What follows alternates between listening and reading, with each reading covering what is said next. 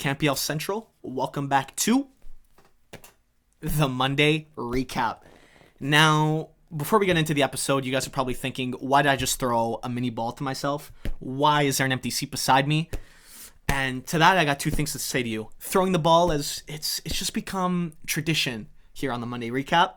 So I'm just going to place that there. And the empty chair. Our good friend Pedro is no longer with us, at least for a week, because he's on vacation. He's getting he needs some well-needed rest before the school year starts. So today it's just going to be me live from the CanPLCentral studios. We're going to get Pedro in via I'll let him tell you where he's from or where he's filming from, sorry. But we're going to get Pedro in right after I talk about what I have to talk about. So starting things off, I'm going to talk about Olympia v Forge. That, again, is the CONCACAF League game that happened. And, God, it feels like that game happened, like, weeks ago. It does not feel like it happened recently. But Olympia won 4-1, as you guys probably know. And what I got to say about this game is that, yes, Forge took the loss, but this was a big win for them, in my opinion. Just because, it gives them experience. It gives them in a way satisfaction, I feel, because I honestly was satisfied even with the end result in this game, just because Forge had a great run in the CONCACAF League, and it now gives Forge an opportunity to do better in the CanPL. They have more rest, they have more flexibility in terms of the way they play their football and their roster.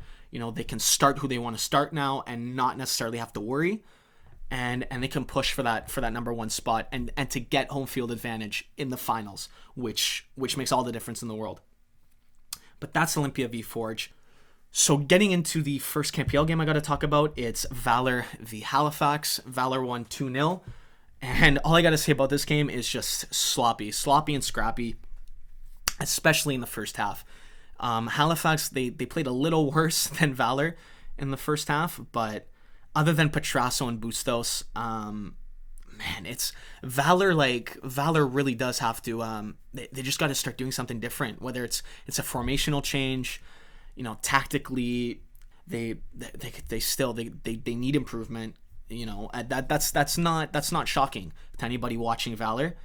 And Bustos with just clinical finishing, clinical this game.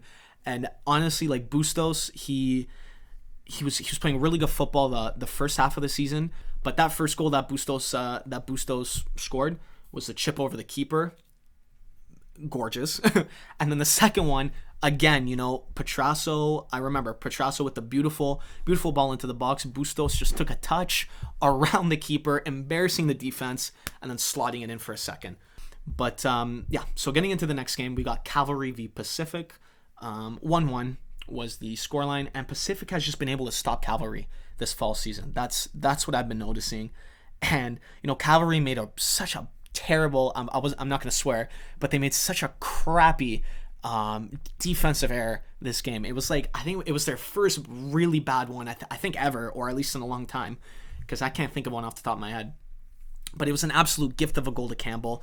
I can't remember who the defender was, but he literally just one touch passed it to Campbell, and Campbell just slots it in. You can't miss from 5 feet away from the net. That was Cavalry's only strong suit this game. It was their throw-ins, their free kicks, and the corners. Right? They scored off of a corner. Oliver scored off of an Escalante corner. It was a beautiful goal. He was in the right place at the right time. Beautiful tap in. But yeah, that's about all I have to say about Cavalry, at least for now. So getting into the second to last game, this is Halifax versus Edmonton. That ended 0-0, and again, not much happened this game. Garcia was a standout player by far on both teams. He had a beautiful strike from just outside the box that just went over the crossbar. And again, the main talking point is that potential PK in the 93rd minute. It was literally one of the last plays of the game. Yeah, I'll say it. So you can make the argument that, the keeper was going for the ball. It wasn't intentional, so it was fair game. But that, to me, that's a textbook penalty. Keeper misses the ball, clotheslines Garcia pretty much, chokes him out a bit, and flattens him out. that might not be a card, but I think that was a PK.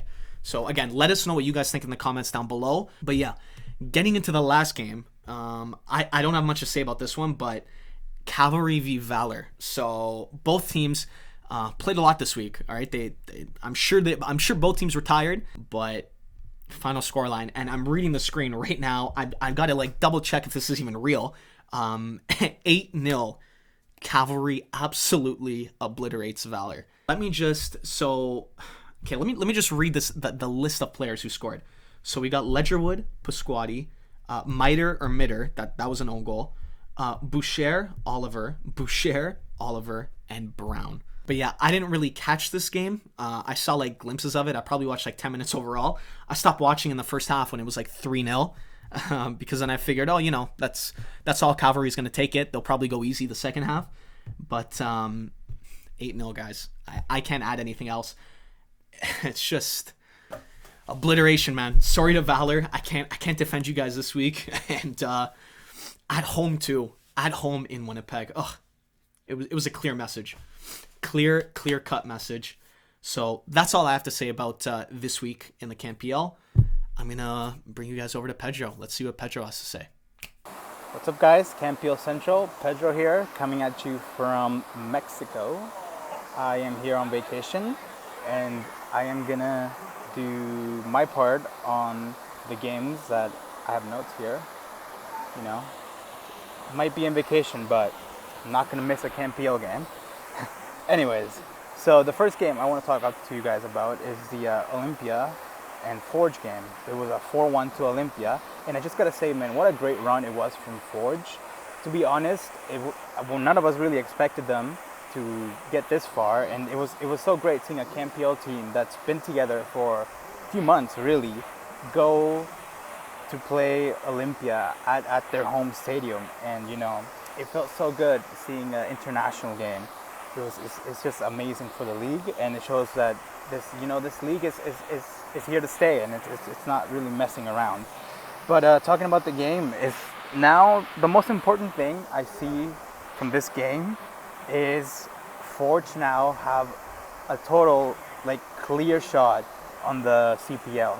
I think so because they had so many games with the CONCACAF League, and they had barely any rest. Their schedule really got messed up with that.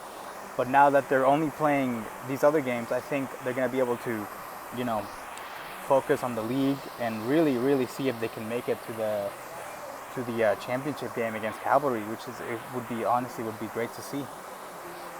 And for the second game, we got Valour 2 and Halifax 0. Again, Halifax, what is going on away from home? I really don't understand. Their form outside of home is really, really not that great.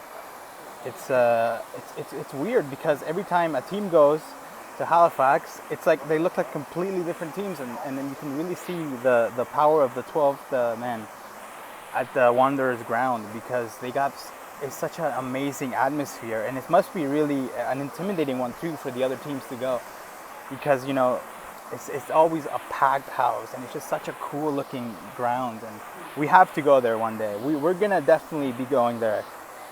Not sure if we're going this year, but definitely the next season we're making an away trip there for sure. But when we talk about the game, I want to see that Bustos with the chip. That was such a cheeky chip from Bustos to give Valour the lead, and then him getting the second goal, that brace. It was good to see Valour actually put in a good performance, and it was a fun game to watch. But yeah, that's all I got to say on that one. And then the last game I'm going to talk to you guys is Cavalry 1, Pacific 1. Okay, so this game was an interesting one. I say that because Cavalry and their long throws finally came back and haunted them. And another thing I got to say about that game is Cavalry don't look as well as they looked in their finishing in this game, because they always look like a beast, They always take all the chances, but here it was, But yeah, drawing at home, Cavalry, is never good for them. But all they have to play now is to decide the first leg.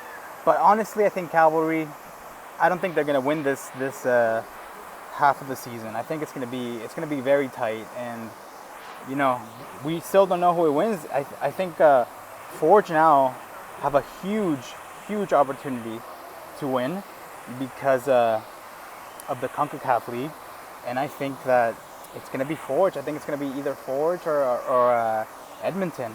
It's looking like it's gonna be a nice couple last weeks. And as soon as I am recording this, I see Cavalry scored 7. So Valour are getting 7-0 right now. Good on that. It's the biggest lead so far. But yeah, other than that, guys, it's Pedro, half of CanPLCentral, away days, off season here in Mexico. I will be back for the next episode. But yeah, CanPLCentral, peace out. All right, so you heard it from the man, my beautiful co-host. I'm jealous. I wish I was there with him. Not gonna lie, I'm gonna probably book a flight right after this video is done. But again, we hope you guys enjoyed.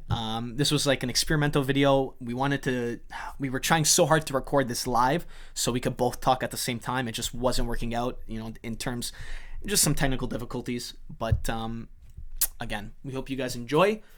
The next Monday recap should be back to normal. And yeah, we are CanPLCentral. You know the normal stuff. Like, subscribe, do all that. You guys know our socials.